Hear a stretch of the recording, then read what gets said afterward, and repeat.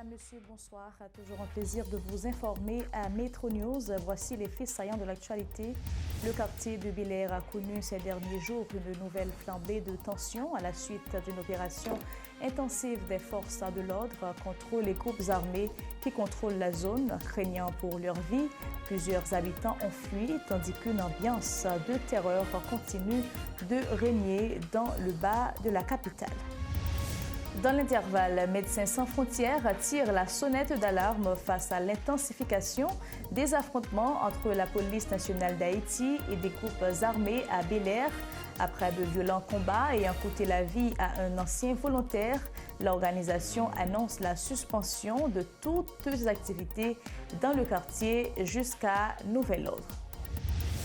Le secrétaire général de l'Organisation des États américains, Albert Ramdin, a rencontré des représentants du dialogue interaméricain et de l'Institut de la paix afin d'échanger sur la situation en Haïti. Les discussions ont porté sur la nécessité de soutenir un dialogue inclusif à l'approche de la fin du mandat du Conseil présidentiel de transition le 7 février prochain. À tout de suite pour les détails.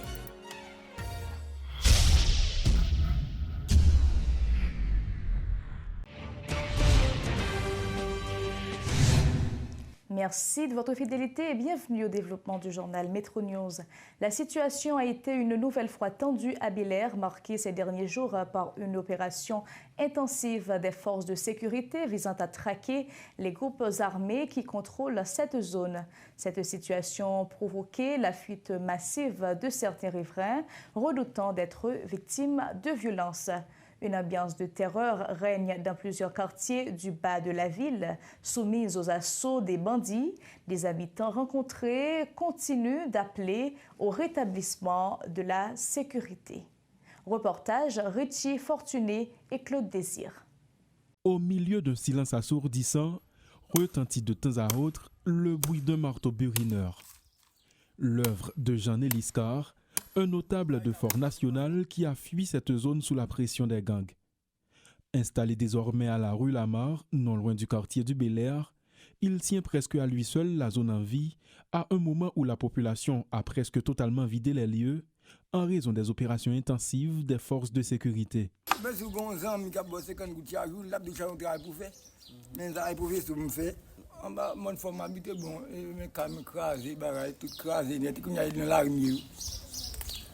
Toujours dans la zone.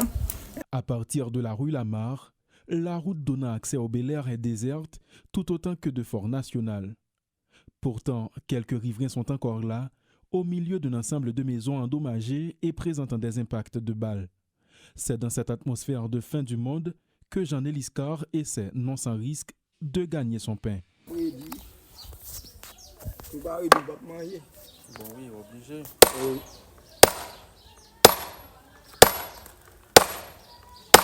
D'opérations menées ces derniers jours, certains habitants ont profité du calme qui a régné ce jeudi pour se replier afin de ne pas être pris entre deux feux. Elle en a encore des sueurs froides. Jeannette explique comment elle a fui le corridor Bastia. Ça veut dire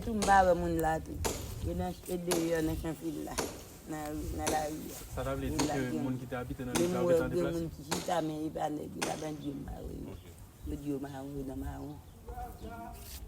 moi pilote qui crase, il fait crase, il va continuer sur eux. Le corridor Bastia me sorti en gen corridor Bastia dedans, mais pour là pas de moun là dedans là. Là plein moun devant là. Plein moun devant là. Oui. Devant plein moun. Moun zone. Moun cap vend marché moun camp plein moun devant là. Mais j'ai pour entrer en bas mon fort pas de moun. Les locaux d'institutions publiques abandonnés et toutes sortes de bâtiments professionnels désertés témoignent de l'abandon de cette zone, toujours hors du contrôle des autorités. Considéré autrefois comme le cœur battant culturel et historique du pays, ce quartier debout de plus de 200 ans est plus que jamais en danger.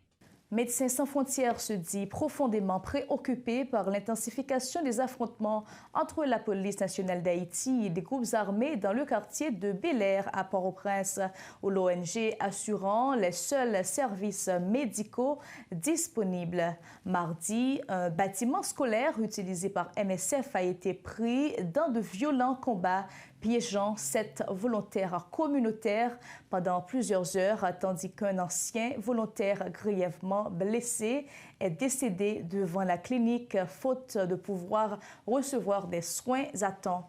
Face au risque croissant pour les civils, les patients et le personnel soignant, MSF annonce la suspension de toutes ses activités à Bel-Air jusqu'à nouvel ordre et appelle les parties au conflit à respecter les structures médicales ainsi que la population civile. La police nationale informe avoir mené une opération ciblée à Delma 2 dans la soirée de mercredi dans le fief du gang Craché d'Ifé. Les policiers ont saisi 2 fusils M4 de calibre 5.56, 2 fusils de calibre 12, 4 chargeurs pour fusil M14 ainsi qu'une importante quantité de munitions de calibre 5.56. Parmi cet arsenal découvert dans le fief du chef de gang Jean Gardy à Delma 2, les policiers ont également trouvé 5 radios de télécommunication, 2 bonbonnes de gaz lacrymogène, 4 gilets pare-balles, 4 gilets tactiques, 2 plaques pare-balles et 4 uniformes d'unités d'élite de la PNH, SIMO, CAT, UDMO, USGPN. La présence d'un gilet marqué presse parmi les effets saisis est également rapportée et soulève des inquiétudes quant aux méthodes de camouflage utilisées par les bandits. Le secteur du transport en commun continue de subir les exactions des bandits armés. Le syndicaliste Jacques Anderson Desroches affirme que le maintien des péages imposés par les bandits sur les routes contribue à l'augmentation du coût de la vie et au financement des gangs. Il révèle que cette pratique est désormais également utilisée par certains groupes d'autodéfense. Le syndicaliste juge impossible de poursuivre ce cycle infernal qui appauvrit les secteurs vitaux du pays en 2026. Suivez les explications de Jacques Anderson Desroches. Pas oublier, tout le monde qui a subi la révolte. Donc, qui tout met des armes bas, qui tout décide de tuer, la révolte quand même. Donc, nous avons une situation qui est même impensable, insoutenable, intenable.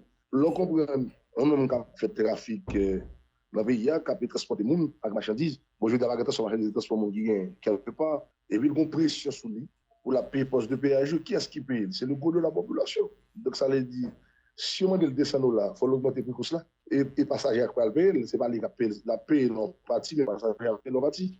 Si vous avez $10, vous augmentez le chauffeur.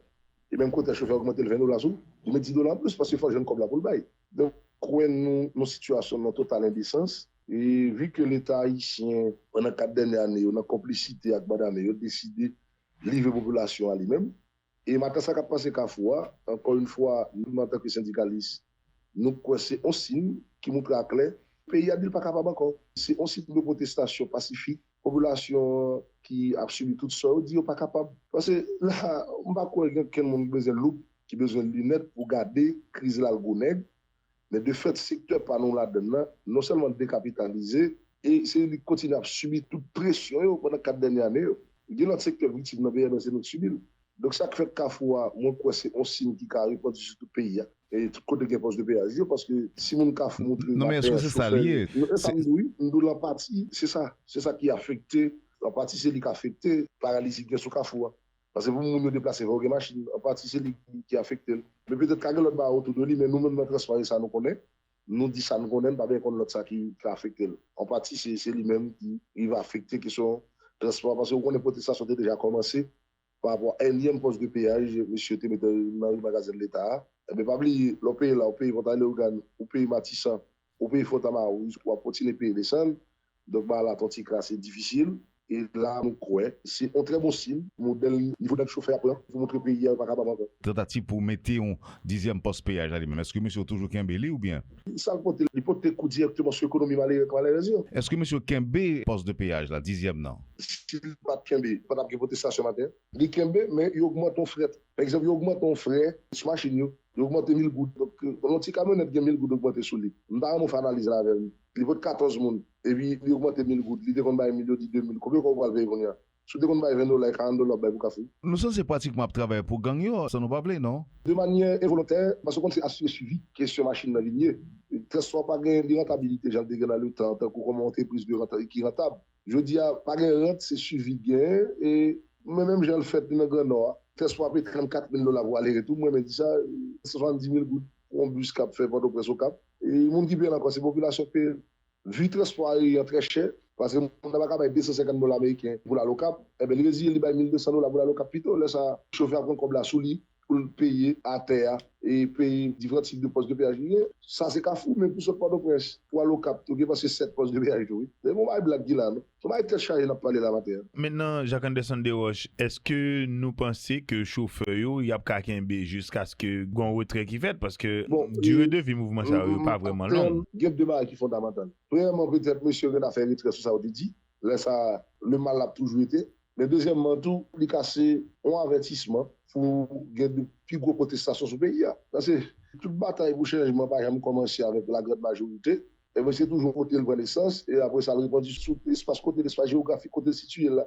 Donc là, nous croyons son bon début. Et nous autres, en tant que syndicalistes, nous continuons à encourager.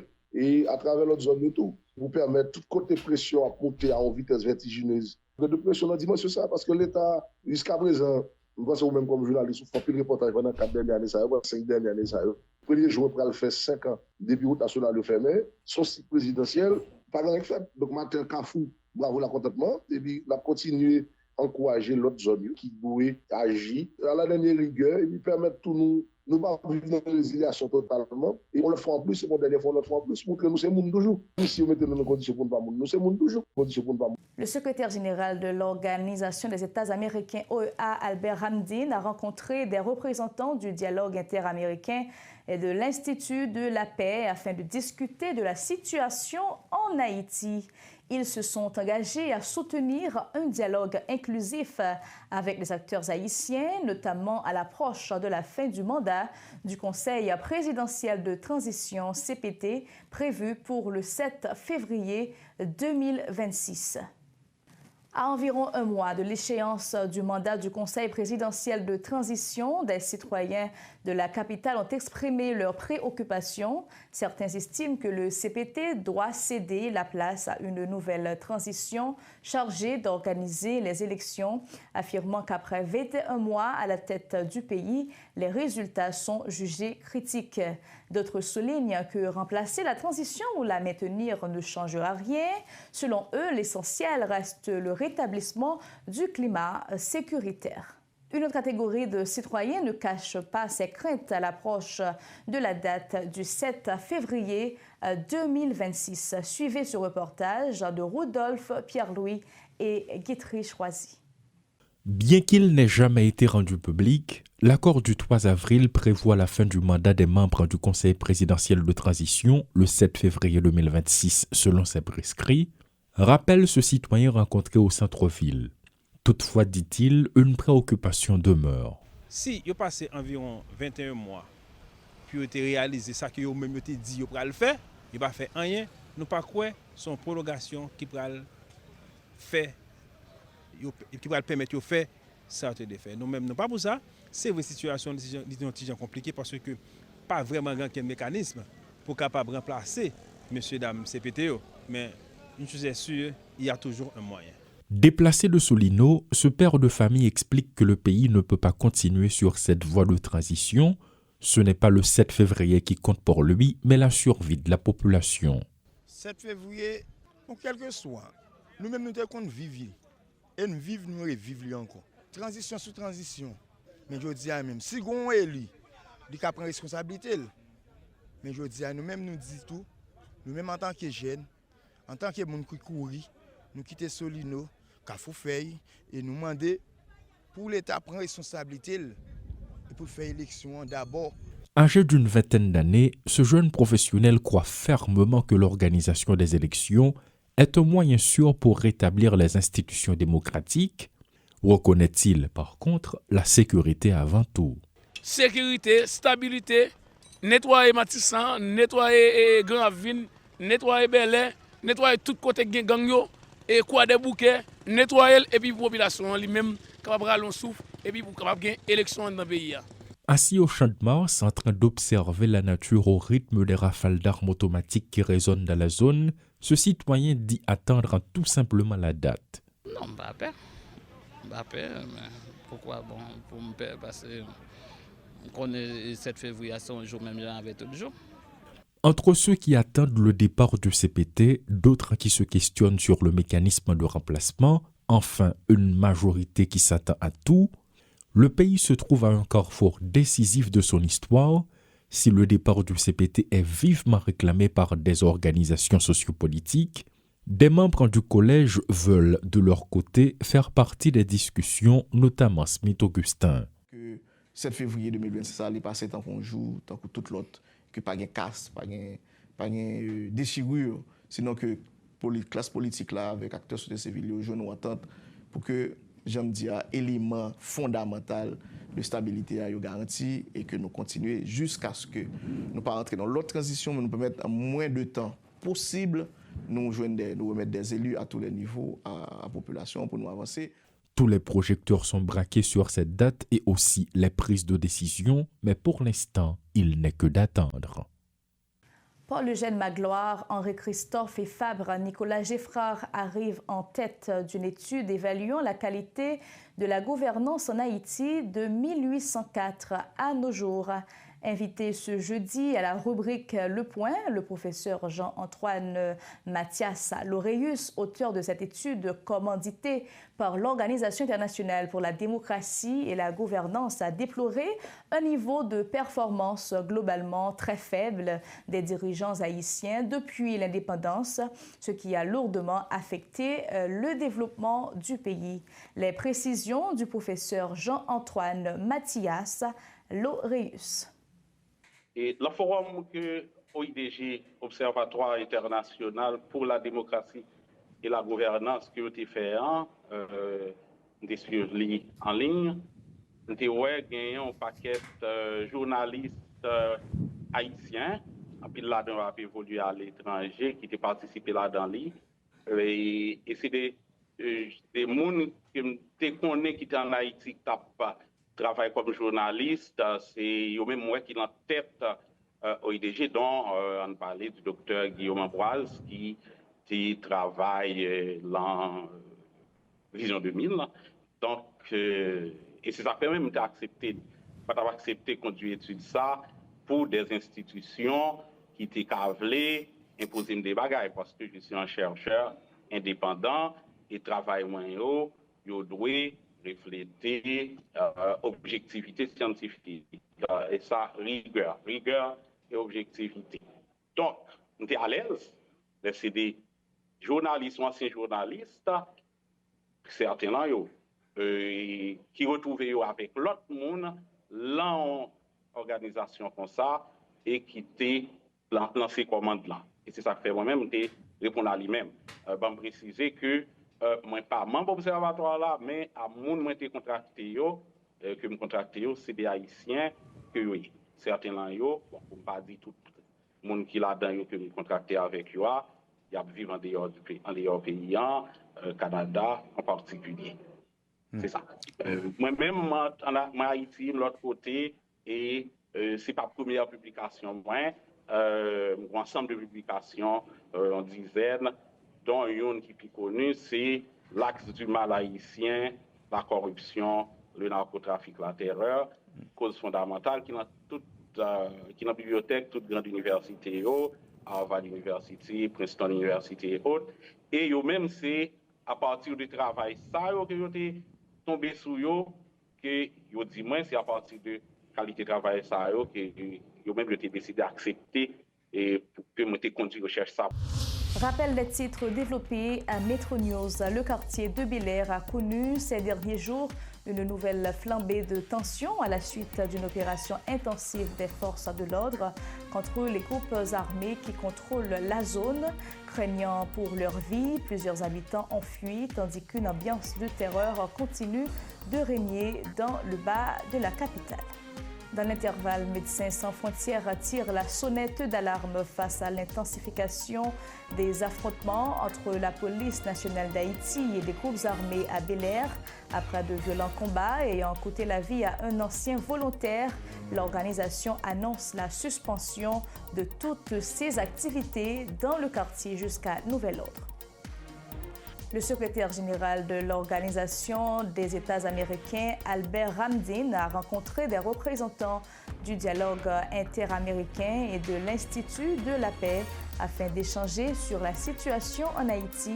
Les discussions ont porté sur la nécessité de soutenir un dialogue inclusif à l'approche de la fin du mandat du Conseil présidentiel de transition le 7 février prochain. Merci d'avoir suivi le journal Métro News. Un plaisir de vous avoir servi. Passez une bonne soirée sur la télé Métropole et bonne suite de programmes.